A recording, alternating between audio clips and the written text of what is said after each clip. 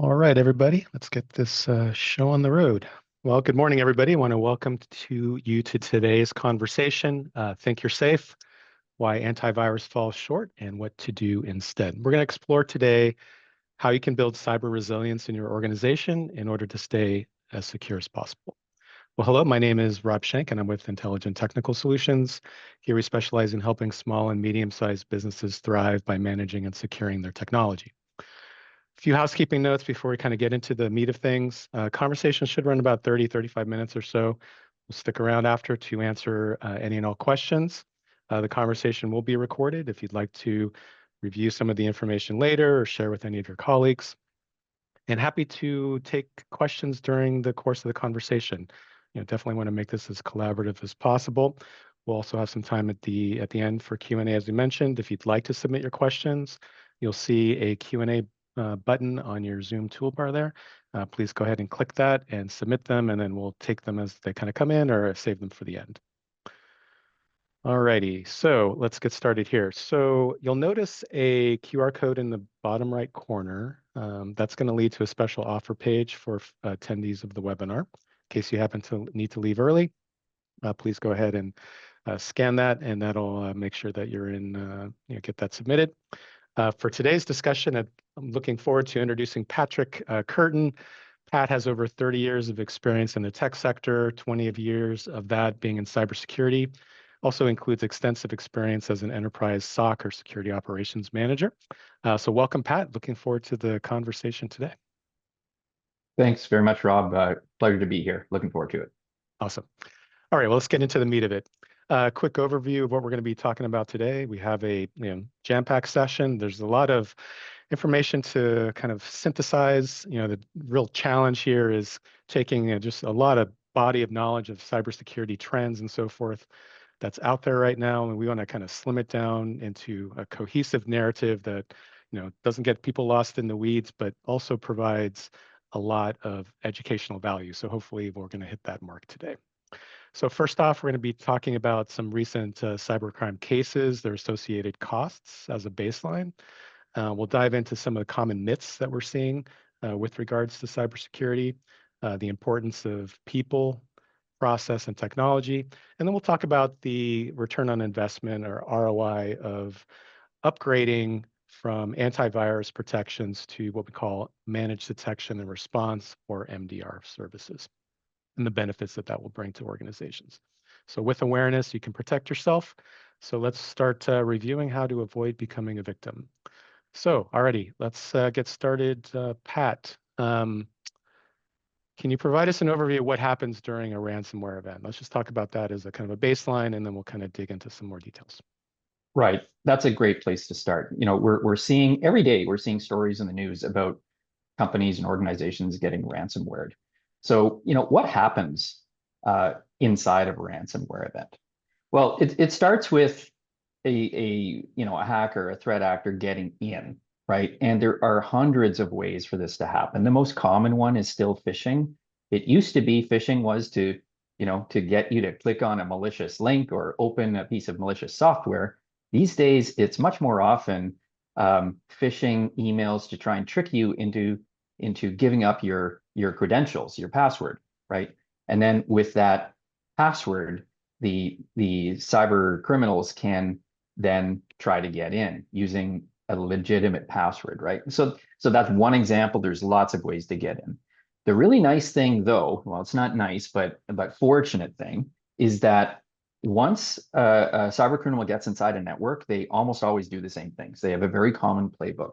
Like they have to start by conducting reconnaissance. They have to look around, right? They don't know what your network looks like. They are going to want to establish persistence because their initial foothold is pretty feeble, right? They're going to want to escalate privileges because when they want to get the most capability, most power they can, and that's through a system administrator account. So they want to escalate from being a normal user to a system administrator. And then they're going to do what's called traversing the network. They're going to do that over and over on different systems through the network until they can see almost everything, right? They will look for information. They are going to build file archives and download that information, right? And then they will encrypt you. So the theft of information and the encryption of systems is what we call double extortion, because they have two means of leverage against an organization. We've stolen your information, we're going to leak it.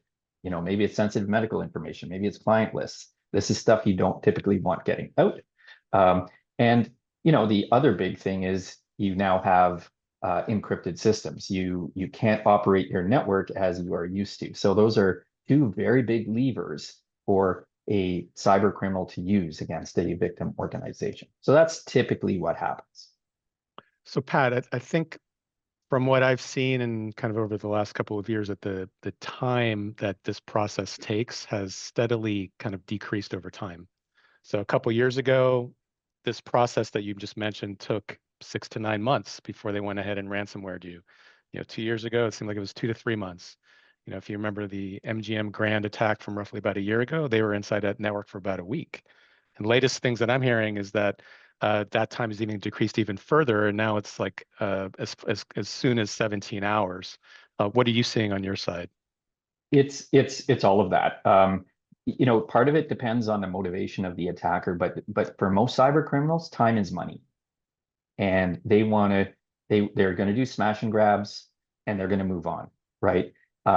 These are very lucrative efforts. They can make a lot of money doing this, so they don't want to waste a lot of time. There are still examples, including one of the ones we're going to see, where it's still in the order of weeks or months, but they are getting faster and faster. And as far as like at this point, it really doesn't matter the size of the organization, right, Pat? I mean, It, like, yeah, I've yeah. seen organizations come to us as small as 6 people that had like a CPA firm where one of the principals got their account compromised, and the hackers ended up submitting 185 fraudulent tax returns to the IRS, and the IRS went ahead and blacklisted them. And 18 months later, it took them to get out from under that. But it doesn't matter the size, right? And did that make the news? Probably didn't, right? So this is a super important point you're raising. Um, what we see in the news are the big organizations, right? Those are newsworthy, like those casino heists, which we actually are going to look at. Um, but the small and medium businesses, when they're getting hit by ransomware, generally those don't make the news. It's just not a big enough story. But the cyber criminals, again, they're in this for the quick buck, and they are going after absolutely everyone. So we're going to look at a few examples here, and just to illustrate this idea of cyber criminals acting against society. And the first one is the city of Dallas. So they got hit by a ransomware event in May of 2023. And it had a huge impact on them. So as I mentioned, data was stolen. This is common. In this case, they lost 1.1 terabytes. That's a lot of data, which includes, data about city residents, right? They suffered a real impact on their operations. So, this is not just about the city not being able to issue dog licenses. This was down to and including impacts on 911. So super serious impact.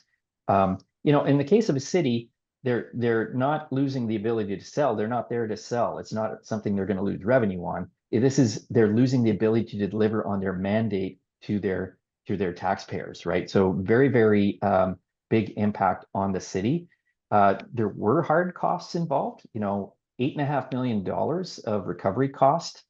I have an asterisk there because this didn't include the staff time. This is just cost of bringing in external cybersecurity experts, bringing in experts in communications and extra legal help, buying new hardware and software.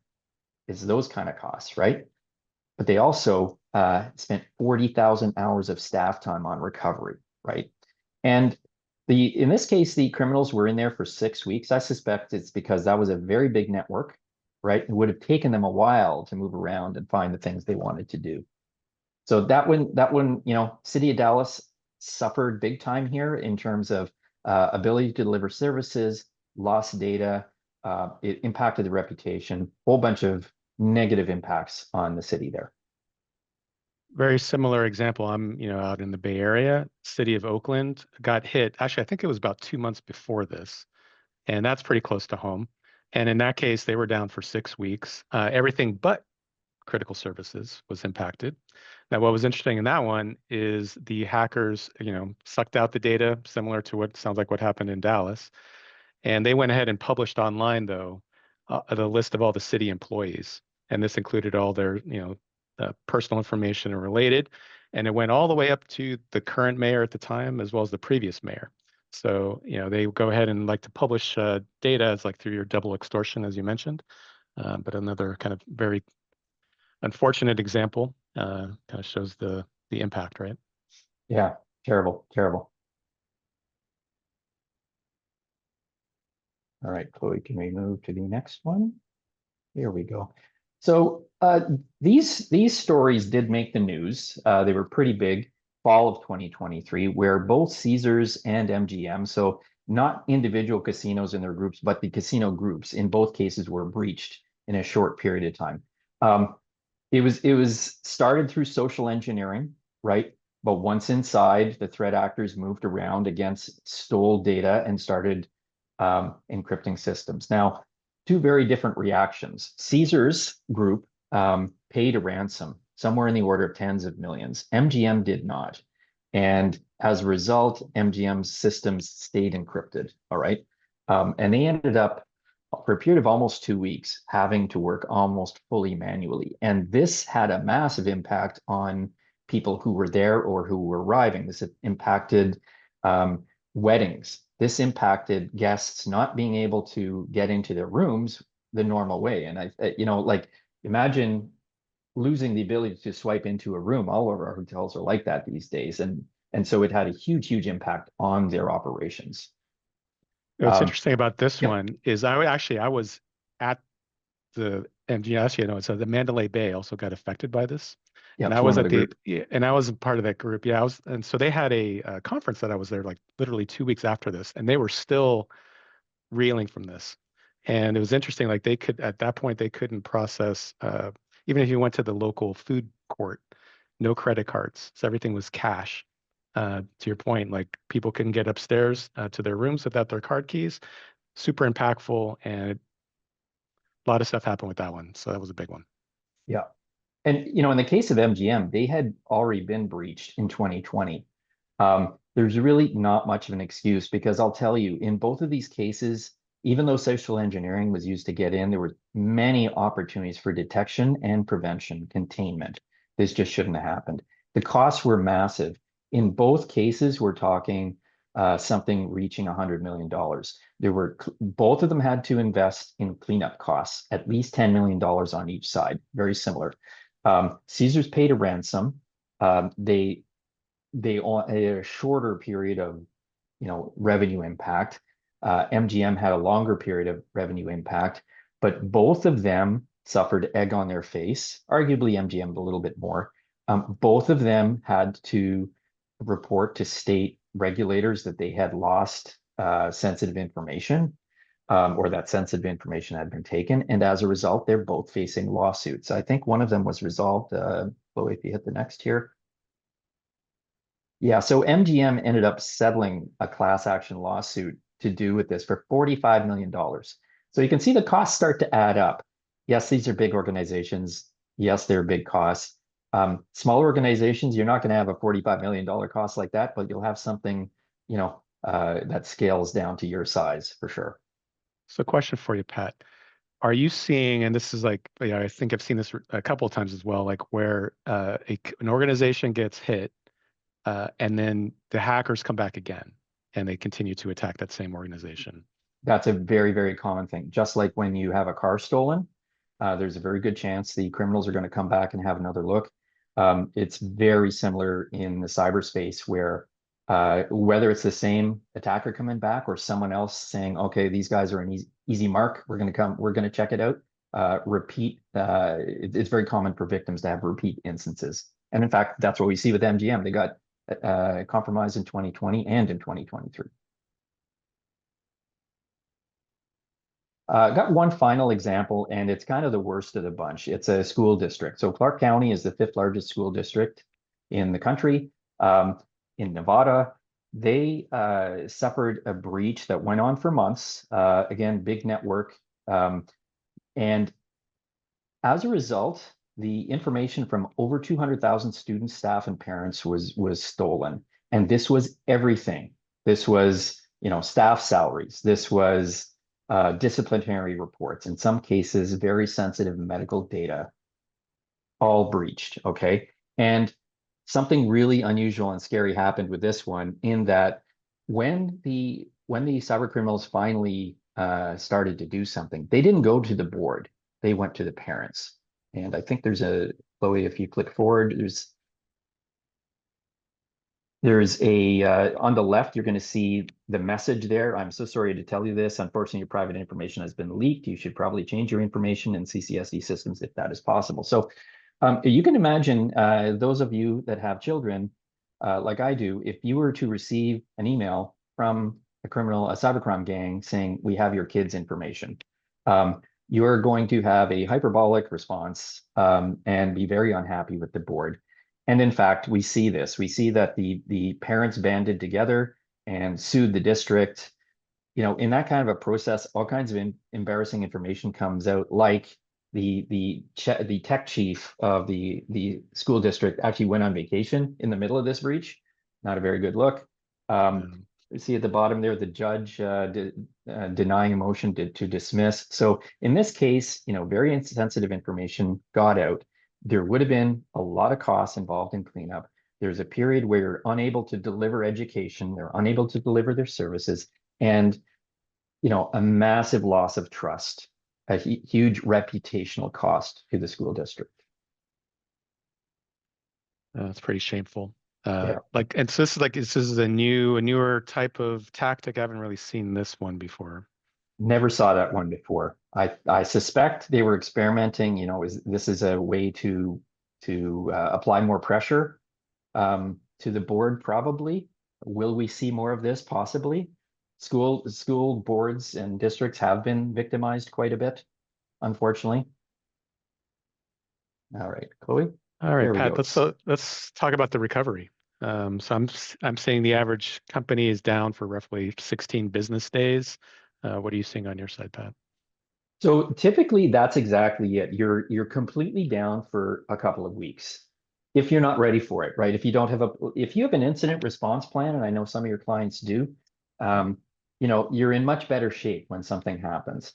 But typically you're completely out of operation for a couple of weeks, and then you're going to slowly recover. And what we're seeing is about 2/3 of a year, 258 days to more or less fully recover from a breach, because you have to rebuild a lot of stuff, even if you have good backups, right? There's a lot of procurement to be done. You're going to slowly build back out, right? But yeah, like, safe to assume you're completely down for a couple of weeks while you figure out how to reestablish communications, how to talk to your customers, what to tell your customers, right? There's all of that stuff you have to do. And the costs all do add up. Like we're seeing here, and these stats are from IBM. They do an annual data breach report. They're saying 1.6 million just on the average cost to investigate and remediate a breach. Okay, so that's kind of the front end part. There's a whole series of post-breach activities. That's another 1.4 million. And Chloe, if we move forward, the next slide, we'll see overall, we're talking almost 5 million on average. Now, again, that's all sizes, right? So it really depends on the size of the organization, because first of all, the cyber criminals scale their ask according to what they think is your ability to pay. And also, your replacement costs are dependent on how big your networks are and so on. But an unfortunate thing, if some organizations have no choice, or they feel they have no choice but to pay the ransom. If you have good backups, you probably don't need to. But for whatever reason, some organizations have to pay, and it doesn't always get them back to where they want to be. First of all, will the cyber criminal deliver the decryption keys?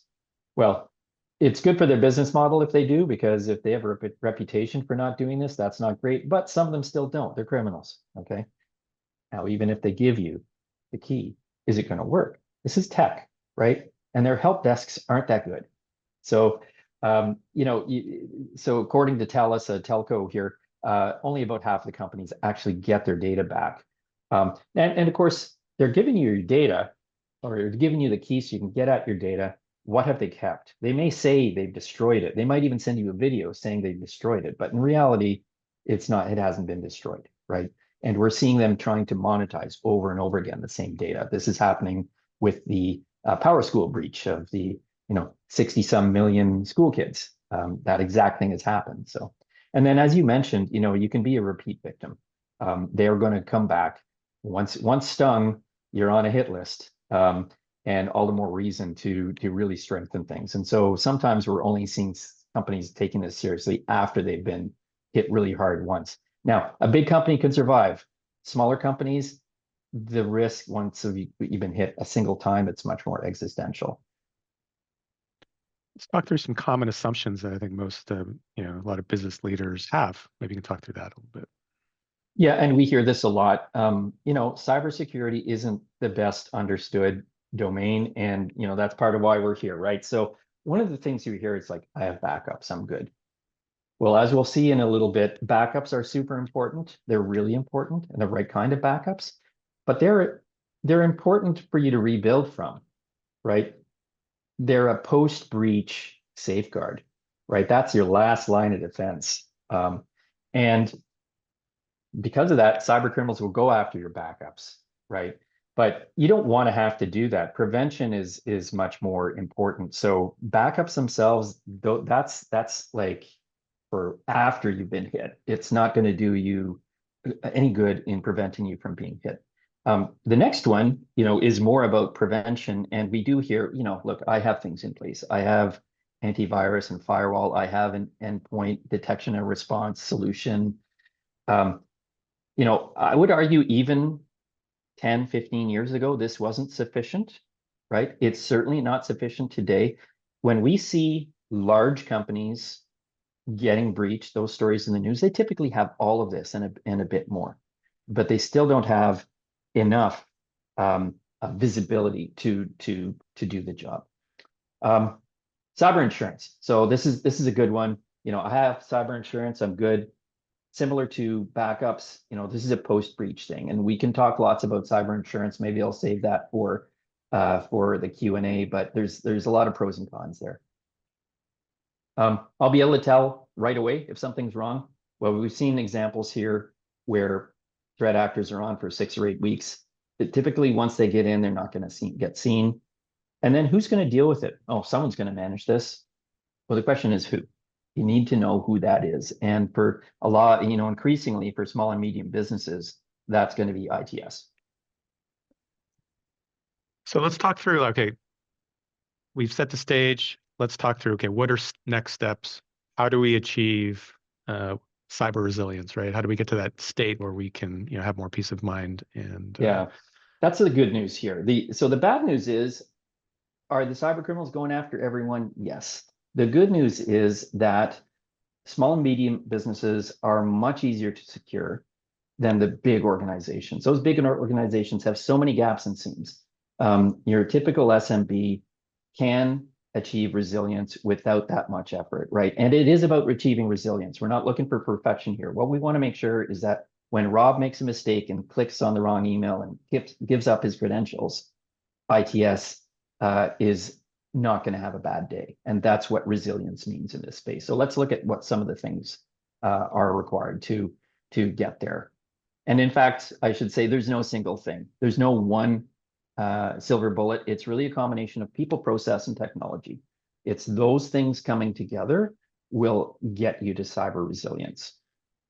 So we'll start on the people side.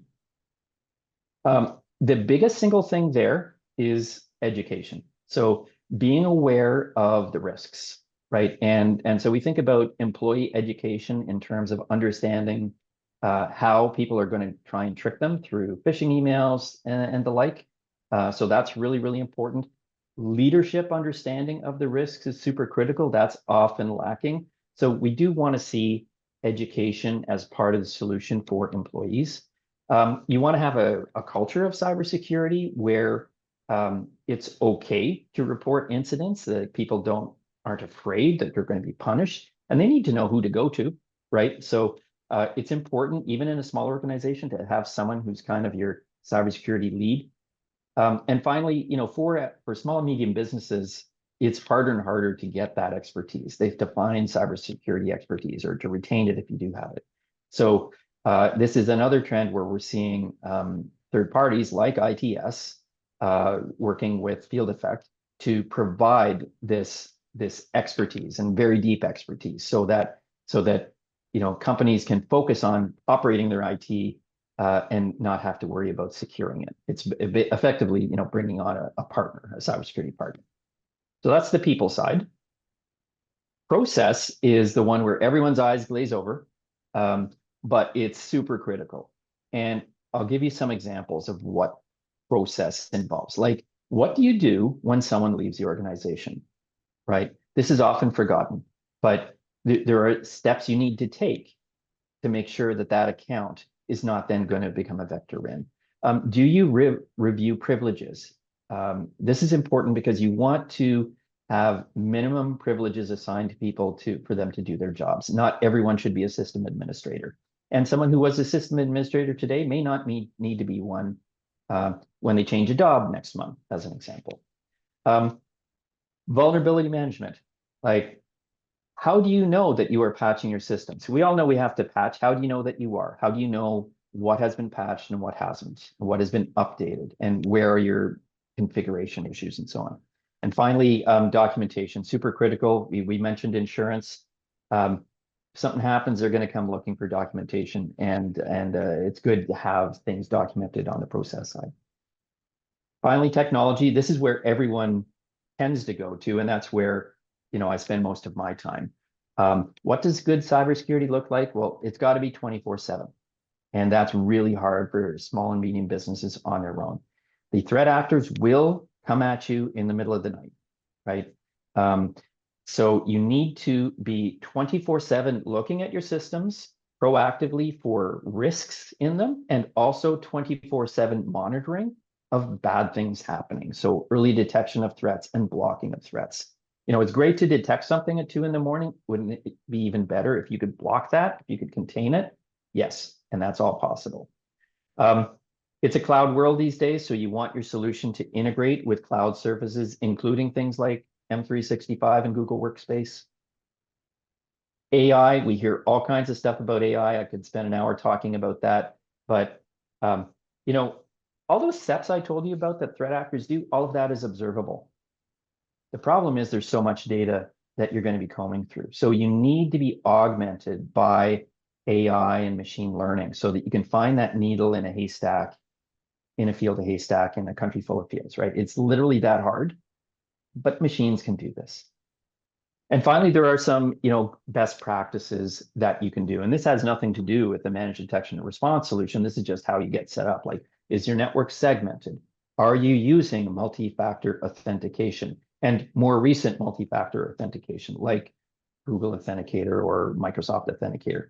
First generation ones are better than nothing, like your SMS type of authentication, but better to have a more modern one. And similarly, backups, super critical, but you want them to be offline. You want them to be immutable, so the threat actors can't get at them. They can't erase them, so that you do have that last line of insurance, I guess, if you will, if things went really, really wrong. So really, the approach we're advocating is a layered one. Defense in depth is what's needed to combat even the stealthiest attacks today. And what that means is you are proactively taking steps to reduce your threat surface, making it as hard as possible for cyber criminals to exploit your equipment and your network. You are watching 24/7. You have active response so that you can actually block things and have near wire speed responses to their malicious intent. You want it augmented by threat intelligence. It's really hard. Even, I see enterprises trying to do this. We can do this for you, bring in threat intelligence from around the globe so that we're watching for all the latest indicators. And you couple that with a DNS firewall to block known malicious communications, and you have a really, really strong defensive capability. So it's really holistic visibility across the range of the ecosystems. You have like the computers, you have your servers, workstations on one level, and then you also have things that are happening on your network, your Wi-Fi, your mobile devices, things like that. And also you mentioned the cloud systems, Office 365, Google, Box, Dropbox, Salesforce, et cetera. And if you're able to have a holistic view over that entire ecosystem and you're able to respond in real time, you're catching the stuff as it happens. And especially if you can block it, like you're talking about, you're really kind of lowering a lot of risk with that. 100%. When we think about visibility, like the first mantra is you can't defend what you can't see. So a solution like I talked about, that myth around antivirus and firewall, those are very, very small perspectives on what's going on. You need that holistic view. And if you have that holistic view, then I can see, okay, Rob was just logged in from the Bay Area, but now his account is being accessed from India at the same time. All right. If I don't have a holistic view, I can't see that. All right. And if he's super stealthy and he starts to act like a system administrator, you require that holistic view to be able to tell, okay, something's changed here. And you cannot do that with an endpoint solution alone. So really, I think, what we're talking about here, Rob, is something that allows you to proactively make things as good as they can be. Putting tools in place that keep you secure and also keep cyber insurers happy. That's becoming more and more important these days. And something that adheres to, industry standard compliance frameworks. Things like ISO, things like NIST. And at the end of the day, what we saw here, Rob, was all kinds of costs, right? We saw organizations incurring very significant financial costs directly and also inability to sell, right? We saw their operational effectiveness degraded or like eliminated, where they're unable to sell, they're unable to deliver on their mandate. We see reputational costs, right, with stakeholders. What you want to do is have something in place that gets you to the bottom right there, gets you to peace of mind, knowing that you have the coverage, the visibility, that holistic solution to make sure you don't become a victim of ransomware.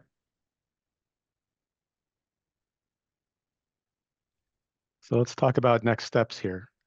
So there's I think one simple step based on what you're saying that can really help organizations here, and that is really you mentioned you can't protect what you don't know about, right? So how do you determine what is that for you? How do you determine what your vulnerabilities are, what your level of exposure and your level of risk is?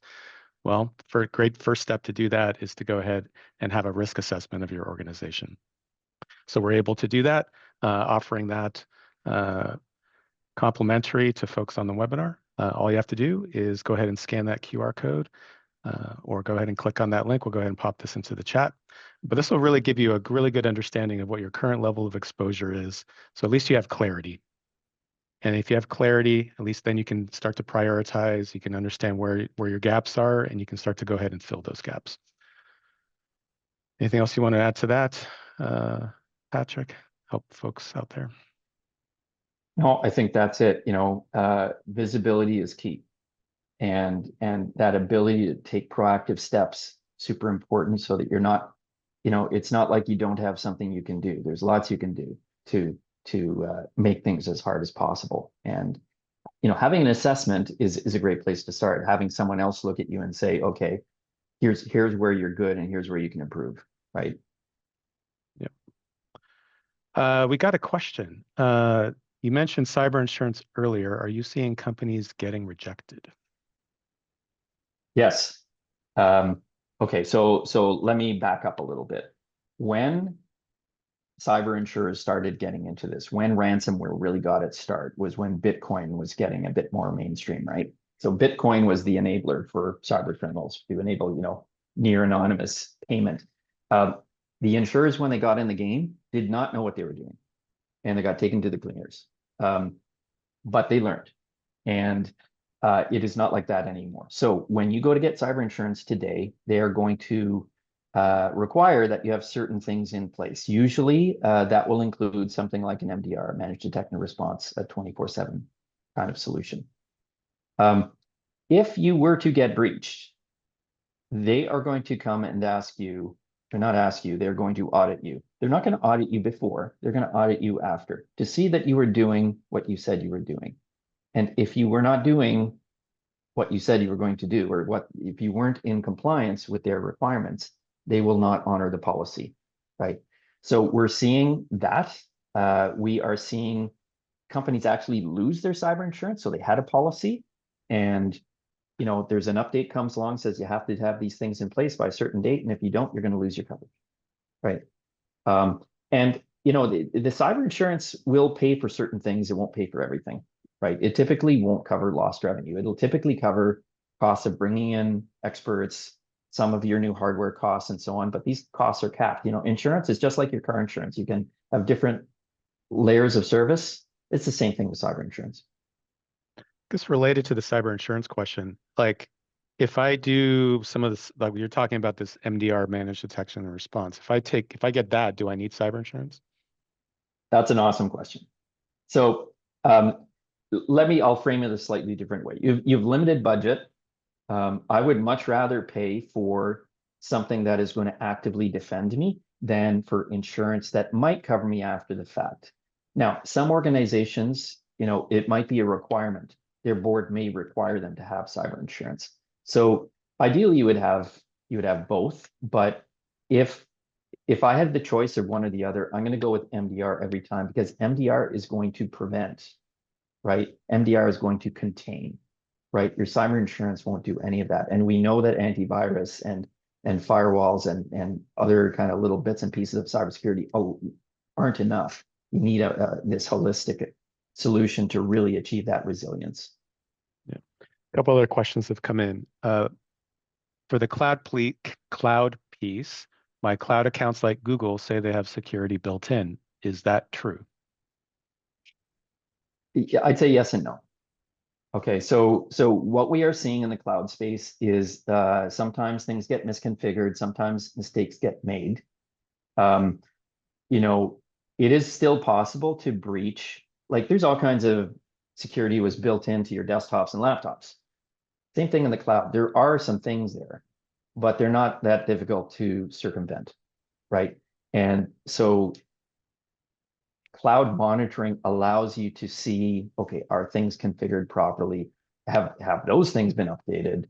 And okay, now we're seeing unusual activity with Rob's M365 account, right? So it's this same idea. Yes, there are defenses there. No, they're not enough for today. And that's why you see a whole host of just cloud security kind of things coming up, right?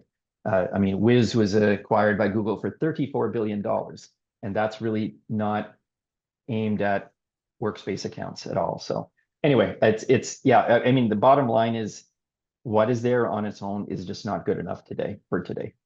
Yeah.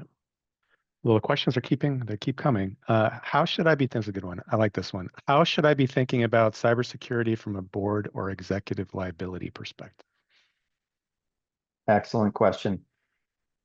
So I think from a board perspective, you have to demonstrate due diligence, right? You have to demonstrate that you've considered the problem, you've asked about it, and you see that if either adequate measures are in place, or if they aren't, that plans are there to get to a good place. Like, you cannot plead ignorance. So SolarWinds is a good example. There was a big SolarWinds breach a few years ago. The CIO was charged for falsifying SEC documentation around what they were doing for cybersecurity. That CIO is alleged breached their responsibility to, they were not straightforward. They basically lied about what was in place. So, I think everyone wants to do the right thing. With cybersecurity, there's been a lot of people, there's willful ignorance, there's We know there's a problem, but it's too hard. Um, there are practical things that can be done. So I think at a board level, it's like just due diligence, asking what has been done. Are there plans in place? Is this good? If it's not, what are the plans to get to a good place? That kind of thing. Hmm. Cool. Another one. What are some of the hidden costs companies don't see until after a breach? You might have alluded to some of them. Is there any other ones that maybe you didn't touch on? Well, I guess I'd talk about the kind of costs that involve in bringing in outside help, right? So first of all, it's like you're going to call Cyber 911. You're going to call someone to help you get out. We do that. We help companies in crisis every week, right? So there's a cost for those incident responders to come in. Less thought about is some of the other parts. So even in a smaller organization, you might be triggering legal costs, right? You may be bringing in legal assistance to help you navigate, what needs to be done. In a larger organization, you'll probably be bringing in crisis management people, communications people. Oh, here's a good one. So Ticketmaster, um, hundreds of millions of us got a letter from Ticketmaster because I Ticketmaster was I got, was one of them. I got yeah, that me too. too, me too. So what did they offer, Rob? You remember? Uh, was it? It, I actually it don't was it was remember. it was credit monitoring, Credit right? money. I was going to say Yeah. probably credit So monitoring. there's a few companies that offer credit monitoring because when your information gets breached, the risk is cyber criminals will use it to create fictitious accounts, get their own credit cards charged against you, and that kind of thing, right? So credit monitoring gives you the ability to get you to know maybe something like that is happening. Well, that costs on a per account basis. You have the victim organizations, if they're going to offer that up to the individuals who lost data, well, that cost adds up. So that's actually one that we tend to forget about. All right, I got one more. How can I tell if my current IT team or IT provider is actually keeping us protected or just reactive? That's an excellent one. That is an excellent one. So I would ask them. So first of all, if anyone ever tells me they have a really good program, I'd ask them the same question as I think I would start in your case there. Tell me what your vulnerability management program looks like. How are you um, checking patch levels? When a critical vulnerability comes out, like I said, they call it a CVE, it's not a CVE with a very high score. What do they do? Then how do they check that those patches have been applied? How are they checking for misconfigurations? How are they checking for inadvertently exposed services, right? That's all the proactive kind of stuff. And then I would pivot to the kind of stories we're seeing in the news. The ones you see where people's credentials are being used to log in. So tell me if my account details get stolen, um, how are you going to detect someone trying to use them? Is MFA going to stop them? Is it a modern MFA? And let's assume the MFA gets circumvented because there's all kinds of techniques to circumvent multi-factor authentication. How are you going to detect that client, that stolen account being used for malicious activity? Can you do that? Right? Too often we're folks fixated on technology and not on outcomes. So, good cybersecurity today means you're able to prevent those kind of use cases from even happening. And guess what? If you can deal with those, if you're dealing with those things, all of the lesser sophisticated ones are taken care of. I think this is another area where this risk assessment that we're talking about is really going to help a company understand Absolutely. are they being protected or not, and Yeah, it's going yeah. to identify a lot of these types of items that you're mentioning here. That's actually the better answer, Rob. I gave you maybe my answer is for the once you've been through that, but that is the absolutely the first step is get a third party to vet, give you an honest assessment of where you're strong and where you have room for improvement. Alrighty. All right, let's think, see if there's any other questions coming in. We'll give it a couple seconds here, and otherwise, we'll start wrapping things up. Just want to say thank you, Pat. I really appreciate the conversation, and it's great to collaborate with you and the team. And hopefully, this has been helpful for folks. Any questions, please feel free to reach out. Please go ahead and click that link and get that risk assessment going for your organization so you have a clear understanding of your current level of risk. We'll see you on the next one. Thank you very much and have a great rest of your day.